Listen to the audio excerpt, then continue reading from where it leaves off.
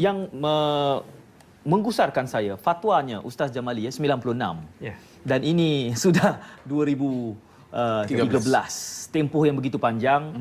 Tak mustahil kalau tak ada apa berlaku, tahun depan kita akan panggil tuan-tuan sekali lagi. Dan saya sangat tidak gemar kalau itu berlaku, Datuk. Berikan sedikit panduan, apa sebenarnya cabaran kita ni? Sedangkan kita boleh menangani Arkam, apa lagi yang menghalang kita? Kita tak boleh nafikan bahawasanya di belakang Syiah satu negara. Kuasa politik. Yang kuasa politik itu ada hubungan juga dengan negara kita. Hubungan dagang dan seumpama. Saya tahu orang politik tidak mempunyai keberanian ataupun yang begitu cukup kadang-kala apabila memikirkan persoalan-persoalan yang seperti ini. So, kita tahu dia bukan semudah Arkam. Arkam hanya soalan internal. Ni ada pewakil ataupun ada sokongan eksternal. Ada kesan geopolitik. Ada kesan geopolitik. Dan saya ulas sedikit tadi. Saya rasa antara perkara yang perlu dikemas kini dalam pendidikan ialah soal mata pelajaran sejarah Islam.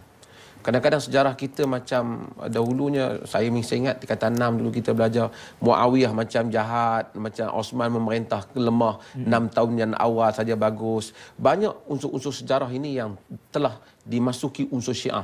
Kemudian bila orang cerita balik, nampak mudah saja orang nak percaya kerana dia dah dengar benda tu daripada sekolah. Saya ada tulis buku tentang fitnah kalangan para sahabat untuk menjawab persoalan apa yang berlaku di kalangan peperangan awal di kalangan sahabat yang sebenarnya elemen-elemen Syiah telah mengkaburkan riwayat yang benar dan ini perlu ditangani oleh kementerian supaya unsur ini disekat supaya pengaruh mereka melalui cerita sahabat-sahabat ni hendaklah diperbetulkan daripada awal.